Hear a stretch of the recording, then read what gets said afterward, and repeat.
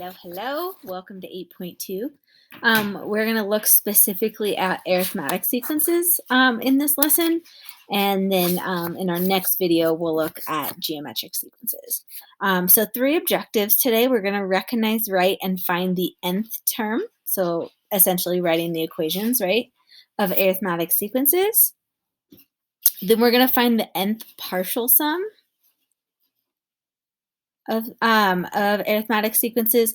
We looked at that a little bit in 8.1, but not specifically just for arithmetic. And then we're going to use these arithmetic sequences to model and solve real-life problems. Okay, so in 8.1, we just kind of reviewed, right, what is a sequence, things like that. An arithmetic sequence in particular is a sequence that is either adding or subtracting the same number every single time. So here it says, the common difference exists between consecutive terms. All that means is that it's adding or subtracting the same number every single time. Okay, arithmetic sequences tend to be written in our linear format, y equals mx plus b, right? But instead of y and x, we're using our a sub n and n. So like here, for example, it says given the nth term, so given the equation, find the first 5 terms and then determine if it's arithmetic or not. So our first term here, if I plug in 1, 4 times 1 is 4, plus 3 is 7. If I plug in 2, 4 times 2 is 8, plus 3 is 11. If I plug in 3, right, 12 plus 3 is 15.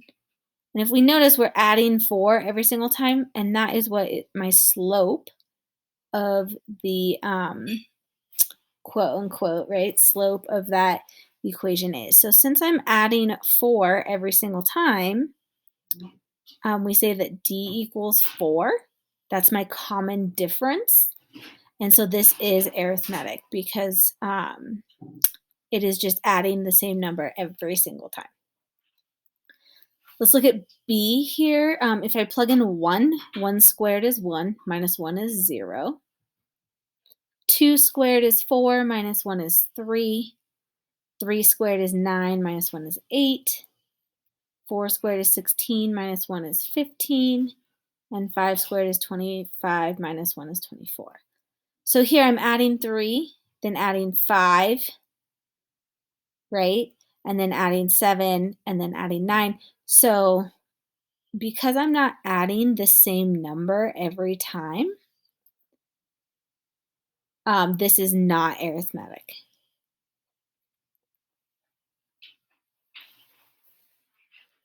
I have to be adding or subtracting the same number every single time. Okay, let's look at C. If I plug in 1, I get 7 minus 5, which is 2.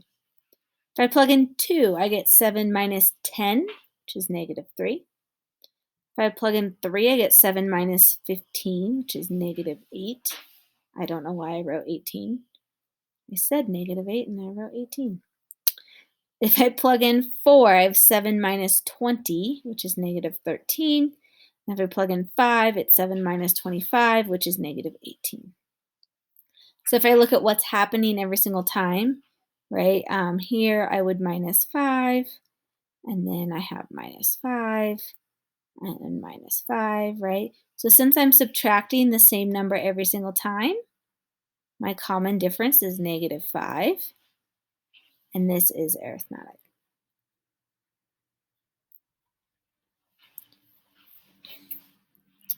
Okay, and again, this is set up in like y equals mx plus b form, right? I could rewrite this as negative 5n plus 7, and it tells me right here, hey, I'm subtracting 5 every single time. Okay, for this one, it looks a little iffy. I'm going to go ahead and distribute here, and I get 1/4 n plus 3/4. This looks linear, right? Y equals mx plus b. I'm adding 1/4 every time, but let's go ahead and do it. If I plug in 1, I get 1/4 plus 3/4, which is 4/4, which is 1, right? If I plug in 2, I have 2/4 plus 3/4, which is 5/4. If I plug in 3, I have 3/4 plus 3/4, which is 6/4. I know we can reduce that, but I'm not going to, just to show. If I plug in 4, I have 4/4 plus 3/4, which is 7/4. And 5 would be 5/4 plus 3/4, which is 8/4.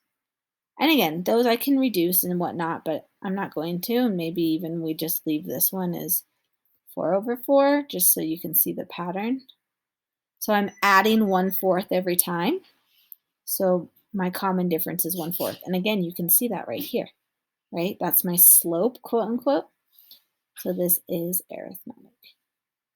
So as long as I'm adding or subtracting the same number every single time, the sequence is arithmetic. So let's look at how do I write the equation, right? The nth term, finding the nth term, if I'm given information about the sequence. So again, here's my nth term, right? D is your common difference. C is the common difference. We usually do like a sub 1 minus the common difference, or we think of it as like, did not want to write that. C is my a sub 0. C is my 0th term. Right? So C is like what number would be the 0th term if there was one. So here I have the common sequence, or find the equation. Common difference is 3, so I know that D equals 3, and a sub 1 is 2. Okay, well, so that means that my first term is 2, and I'm adding 3 every time. Blah, blah, blah, right? So then to get the 0th term, it would be what would be here? And hopefully we see that that would be -1, right? So C is going to be -1. So then I can write the equation really quickly. A sub n, my slope, quote unquote, is 3, so 3n.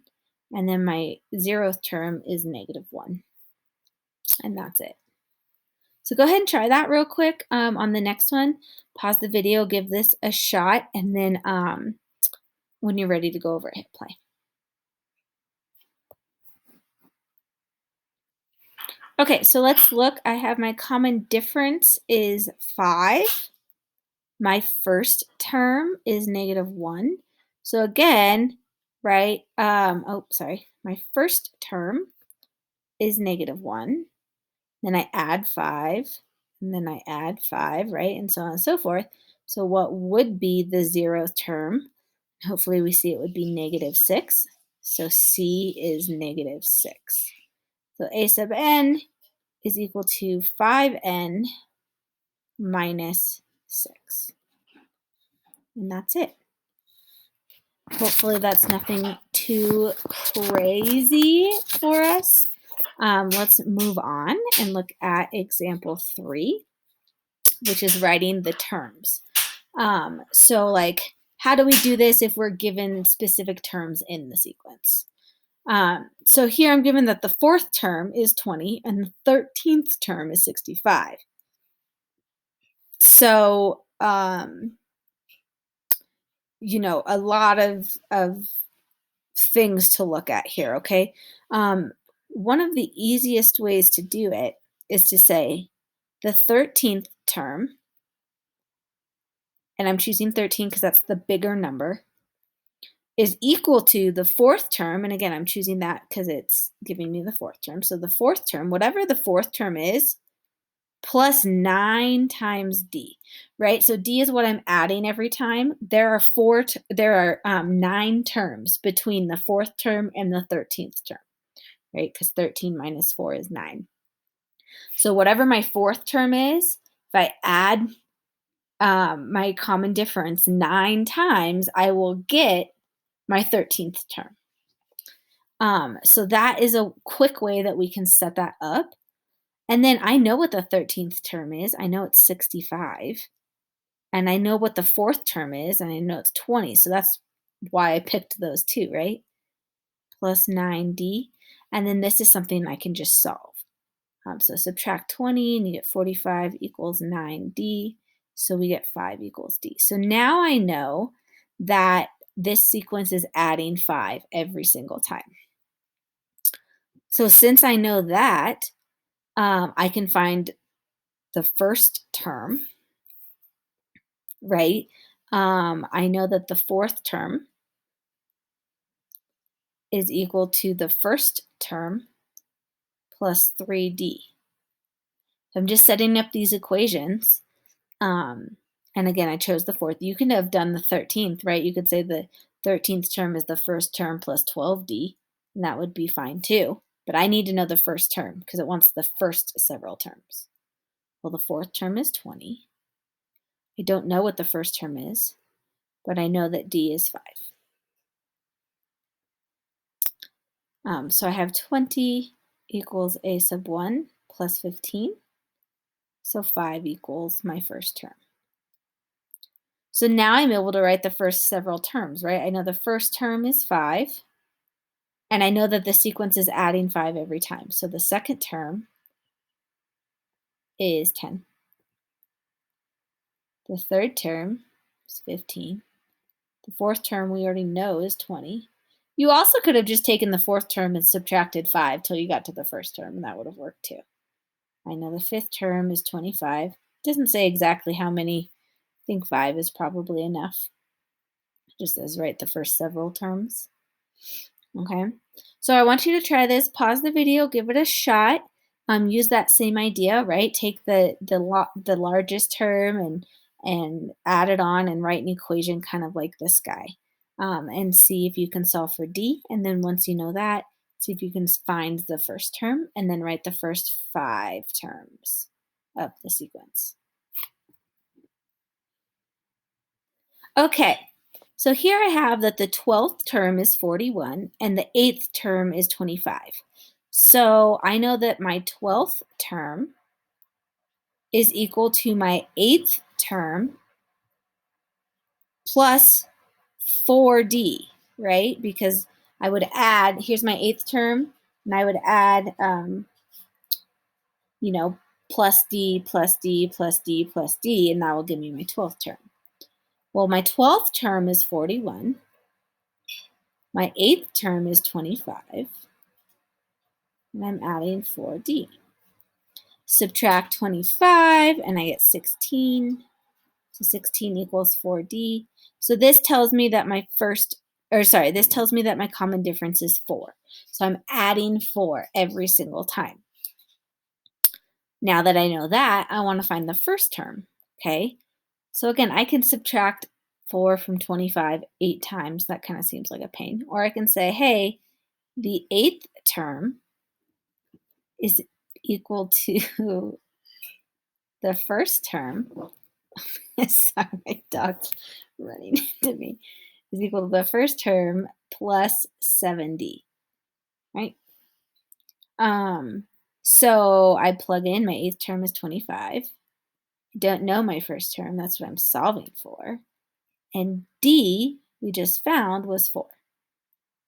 So 25 equals my first term plus 28.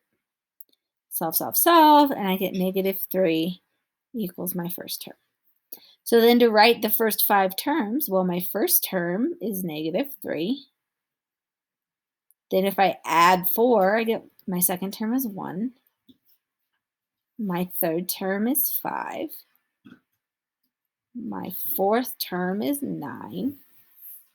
And my fifth term is 13. And that's it.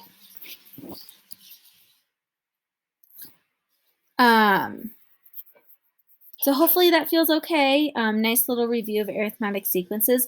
This process of how we're solving might be new, but the actual process of actually solving it should not be new. It should at least look a little bit familiar.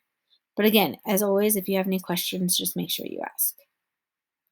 Let's look at our recursive formula now. Here it is right here. Our recursive formula. All this is that you're saying, hey, the next term in the sequence, right, a sub n plus 1, the next term in the sequence is the current term plus whatever you're adding every single time. So here, example 4 says, find the 7th term of the arithmetic sequence whose first two terms are 2 and 9, right? So if I go 2, comma 9, comma whatever, I'm adding 7 every time. So that tells me that D is 7. Okay.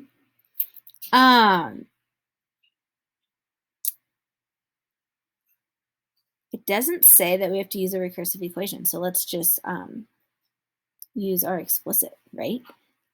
So D is 7, so I'm going to go ahead and write A sub n equals 7n. And then I need to know what my C is, what my 0th term is. Well, what would be the number out here, right? If I subtract 7, I would get that C is negative 5. So this will be 7n minus 5, because it doesn't actually say that we have to use the recursive formula. And so then I want to know the 7th term. So A sub 7 is equal to 7 times 7 minus 5. I get 49 minus 5, which is 44. That's one way you could have done it. You also could have, and I'll do this, or I didn't leave myself much room. You also could have said, hey, the 7th term is equal to the 2nd term plus 5D, right? And I know that D is 7. So this 7th term, which is what I'm trying to find, is equal to the 2nd term. Well, the 2nd term is 9 plus 5 times 7. So the 7th term is equal to 9 plus 35, which is 45. So that's two different, 9, not an 8. That's two different ways that you could have done it. Okay. So go ahead and try this one again. It doesn't say that you have to use the recursion formula. So go ahead and you can use an explicit formula, or you can use this trick and find the 10th term of a sequence that begins with 8 and 20. Okay, so hopefully you gave it a shot. Again, two different ways to do this. If I know it goes 8 to 20, I know it's adding 12 every time. So that tells me that D is 12. And then to find the 0th term, right, I would subtract 12. And so 8 minus 12 is negative 4. So I could write the equation, right, A sub n equals 12n minus 4. And then I want the 10th term, so I can plug in 10. So 12 times 10 minus 4, 120 minus 4, and I would get 116. So A sub 10 is 116. So that is one way to do it, right? Or I left myself more room this time. I could say, hey, the 10th term is equal to, you can do the first or the 2nd term. It doesn't matter. I'm just going to say the 2nd term plus 8 times D. And solve it this way. So my 2nd term is 20. 8 times 12. Oh yeah, wait. Yeah, sorry. 8 times 12 is 96. Lost myself there for a second. And so that gives me A sub 10 is 116. So again, either way, I think both are like an equal amount of work. Either way, you have to know what D is. So, 6 and 1, half a dozen in the other, whichever way you like, you're more than welcome to use. Let's look now at partial sums of an arithmetic sequence, right? What if the sequence doesn't go on forever, or what if it does go on forever and I want to only know a portion of it?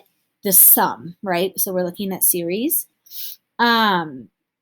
We get to use this fancy equation, which you will be given. You don't have to memorize that, okay? But all you do is plug in how many terms there are. So here right? It would be how n is how many terms there are, and then you just follow the sequence. So here there's 1, 2, 3, 4, 5, 6, 7, 8, 9, 10 terms. So here n is 10 because there's 10 numbers being added up. So S of 10 is equal to 10 over 2 times a sub 1 plus a sub 10, right? And then I'm just going to plug in my number. So S of 10 is 10 over 2. My first term is 1. My last term is 19. And I just solve, and again, maybe even here we do 5, right, just to make it a little bit more simpler. So 1 plus 19 is 20. 5 times 20 is 100. So if I add the sum of 10 terms, so that's what the S is, the sum of 10 terms is 100. And that's it. You know, or you add up all those numbers, but that sucks, right? Or like here, like I don't want to add up 100 numbers, right? All of the integers from 1 to 10, so 1 plus 2 plus 3 plus 4, ugh, sounds awful. So we can use this equation. Here my n would be 100. So I get 100 over 2 times my first term, which is 1, plus my second term, or my 100th term, which is 100. So I get 50 times 101, and I get the sum of these 100 terms is equal to 50/50. And that's it. Hopefully nothing too crazy there. Go ahead and try the next two. Find the sum of those two series, and then when you're ready to check your work, hit play. Okay, so hopefully we gave this a shot. There's 1, 2, 3, 4, 5, 6, 7 terms here, so n is 7, right? So I want the sum of 7 terms. So that's equal to 7 divided by 2 times my first term, which is 40, plus my 7th term, which is 22. Okay, so I add this up, 4.5 times 62, and I get that the sum of these 7 terms is equal to 217.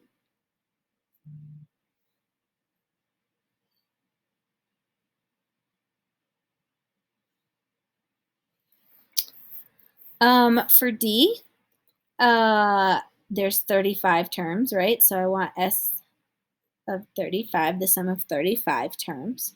So I have 35 over 2 times my first term plus my 35th term, which gets me 17.5 times 36, and the sum of those terms is 630.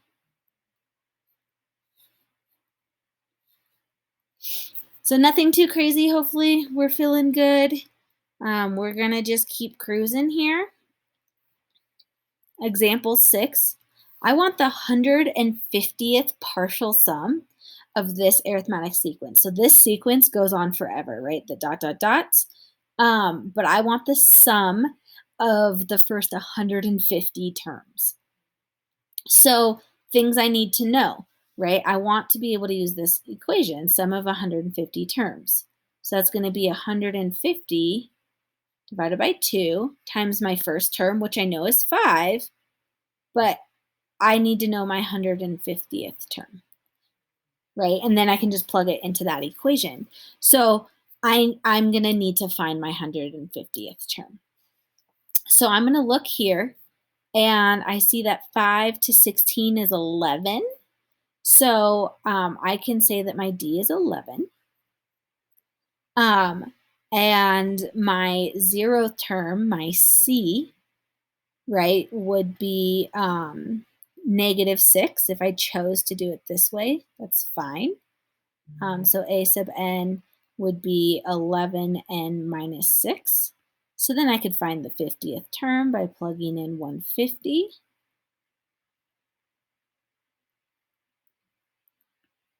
So I get the 150th term is 1644. So remember, that's one way to do it.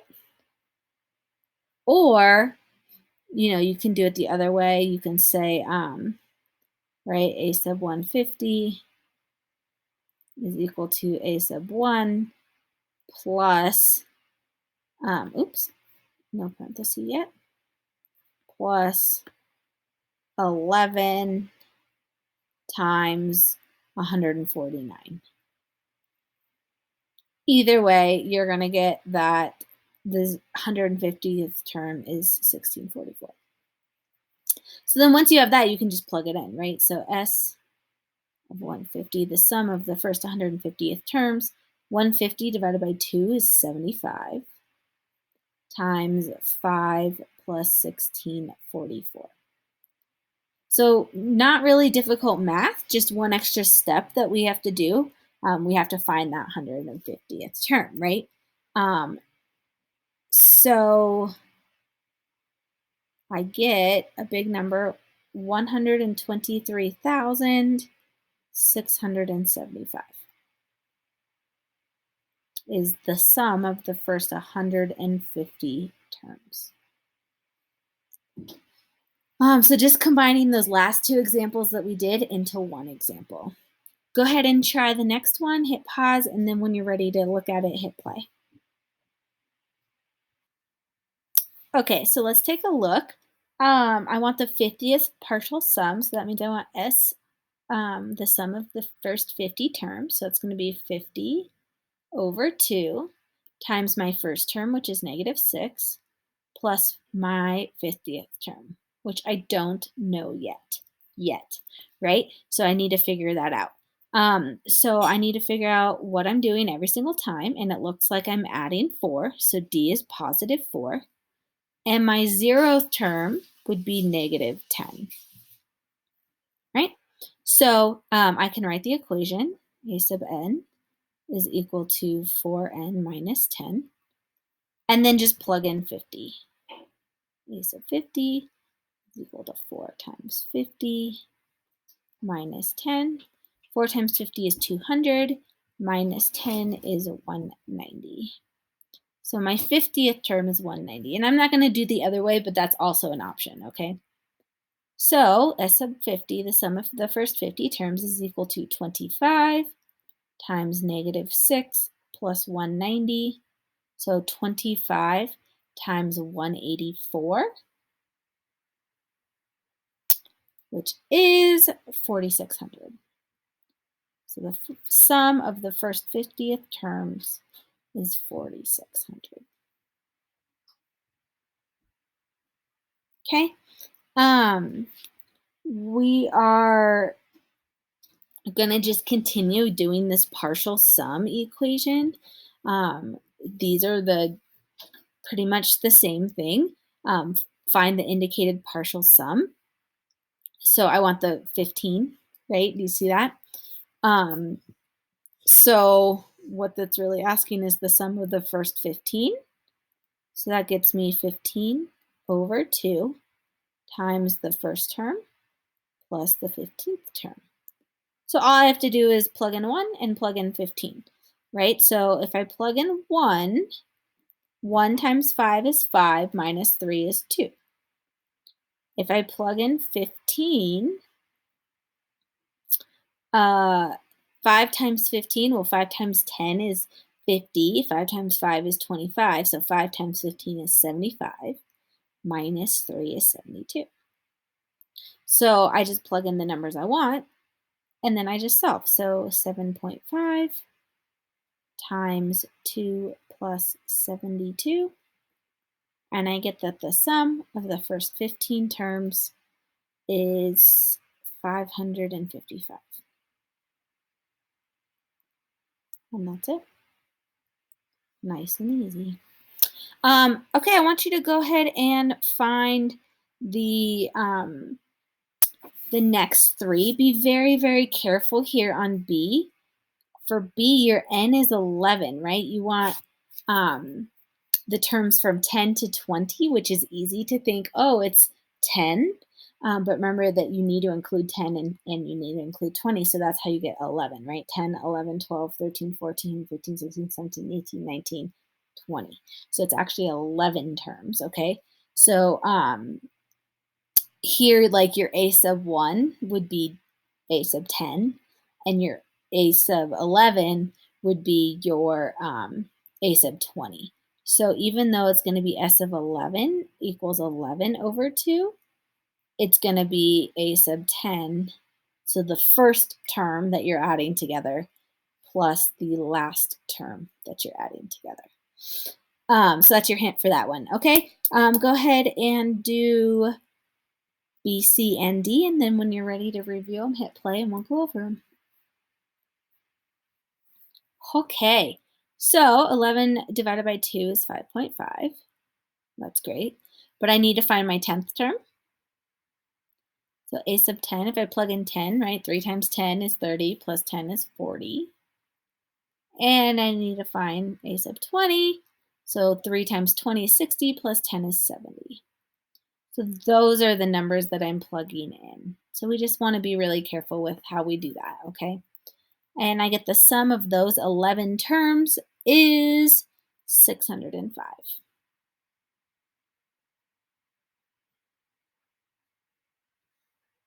Sweet. Okay, for C, I want the sum of the first 25 terms. So I'm going to have 25 divided by 2. And then I need the first term. So if I plug in 1, 6 times 1 is 6, minus 11 is negative 5. And if I plug in 25, 6 times 25 is 150, minus 11 is 139. So I'll have negative 5 plus 139. And I'm just going to skip ahead because you've already done it. And I get 1675.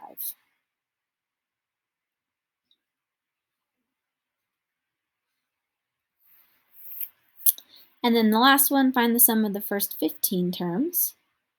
Okay, so I'm going to have 15 over 2 of the sequence, where my first term is 3, plus I need to find my 15th term.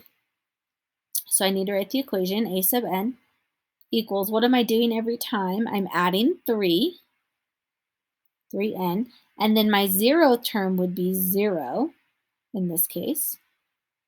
So if I plug in 15, 3 times 15 is plus 0 is 45. So 45 is my number. So the sum of the first 15 terms here is 360.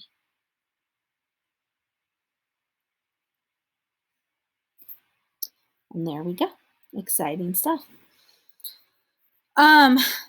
Just as a review, I'm going to show you how to do this on your calculator. Now, I'm going to go over how to do it 2 different ways depending on what calculator you have. If you have one of the newer calculators, I'm going to show you how you can just enter this in. If you have one of the older calculators, I'm going to show you how to do this using sum and sequence. Okay, so get out your calculator and let's look at it. All right, so here's my calculator. I'm going to do it if you have the newer calculator first, so one that's similar to this. If you go into math and you scroll up to number 0, or you can just hit 0 if you remember, it'll bring up the summation thing for you. Here, notice it's already flashing an A, which means it's already in alpha. So in this case, my variable is I, but it doesn't really matter what variable you use. But I'm going to use I, and I'm starting with I as 1. And I'm going up, and I'm ending when I is 25. Okay, now here is where you actually write what your sequence is. It is 6.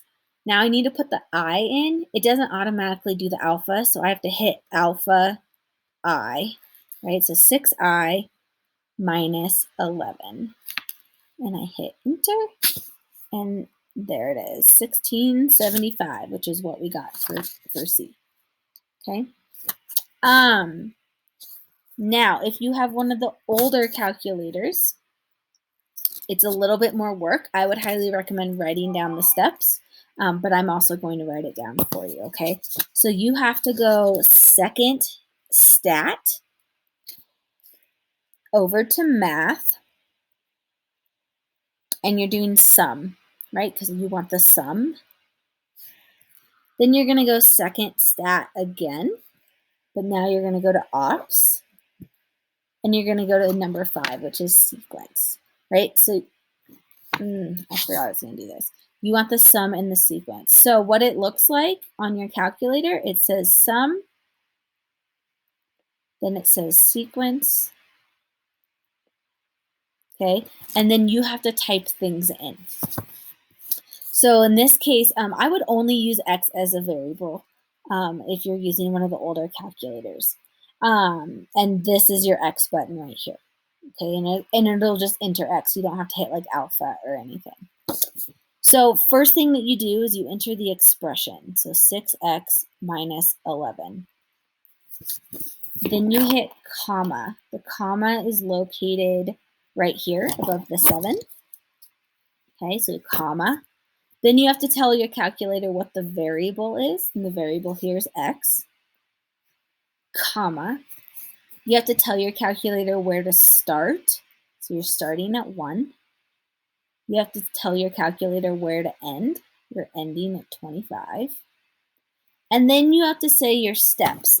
And what that means is, because we're just going 1, 2, 3, 4, right? My step is just going to be 1. But if I was going like 1, 1.5, 2, 2.5, right, then my step would be 0.5.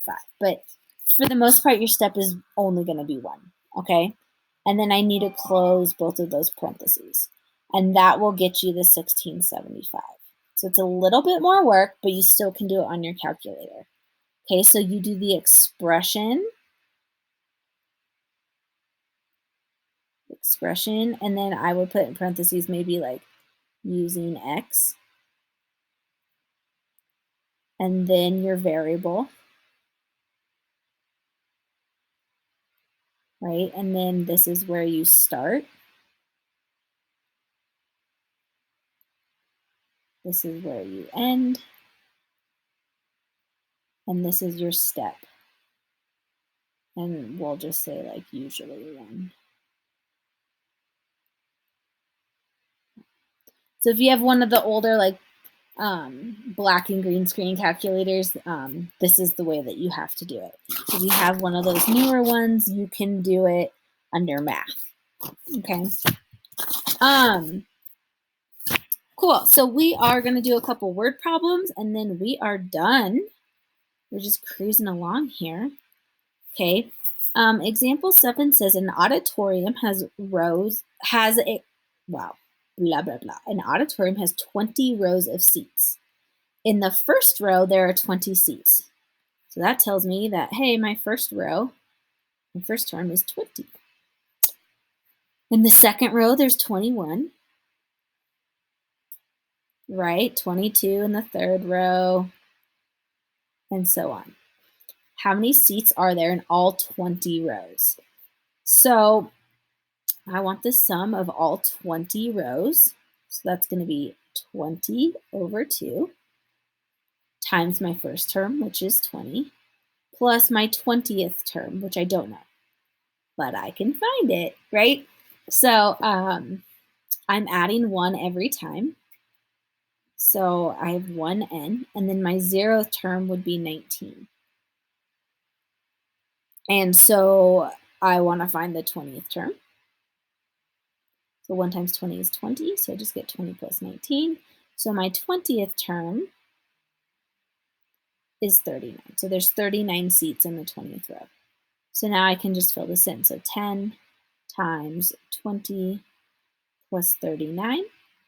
Solve, solve, solve, and I get that the sum of all 20 is 19. Sorry, not 19, 590. And then because this is a word problem, we have to answer in a sentence, right? So there are 590 seats in all 20 rows. Doesn't have to be like some paragraph complicated sentence, just something answering the question. Okay, go ahead and try the next one using the exact same process. Hit pause, try it, and then when you're ready, hit play. All right, so let's look here. My first row of seats, well, first of all, there's 30 rows, right? And there are 20 seats in the first row, 22 in the second row, and so on. I don't need to keep going, but so I want to know how many seats there are in all 30 rows. So now I'm going to have 30 over 2. My first term is 20, and I need to know the 30th term. So my equation is going to be a sub n equals, I'm adding 2 seats every row, and my 0th term would be 18. So my 30th term is 2 times 30 plus 18, so 60 plus 18, which is 78. So my 30th row, the 30th row is has 78 seats in it. So I can just plug that in, right? So 30, let's just call it 15, simplify it down a little bit. So 15 times 20 plus 78. Okay, and I get 1470.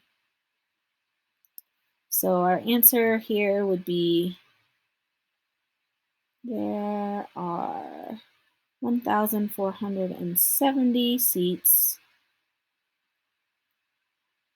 in all 30 rows.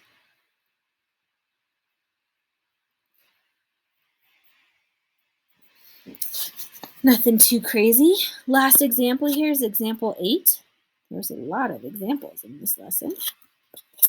A small business sells $10,000 worth of sports memorabilia during its first year. Okay, so I'm going to call that 10,000 is a sub-1. The owner of the business has set a goal to increase its annual sales by 7,500 each year for 19 years. So that tells me that my second term, hopefully, would be 10,000. Oh, sorry. Excuse me. That's not right. 17,500, right? But I already know that my D is 7,500. They already tell us that. Assuming that this goal is met, find the sales during the first 20 years. So I want the sum of 20 years. So I have 20 over 2 times my first year, which is 10,000, plus my 20th year. And let's just go ahead and find that 20th year. Okay, so A sub n, I'm increasing by 7,500, so 7,500 n. And my 0th term would be 10,000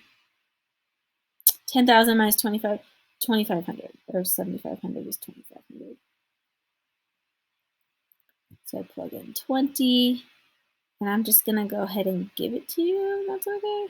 It's 152,500. So 152,500. Solve, solve, solve, and I get the sum is 1,625,000. So how much would he do the total sales? I guess that doesn't say he or she, right? The owner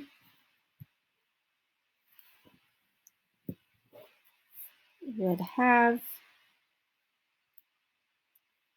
1,625,000 in total sales.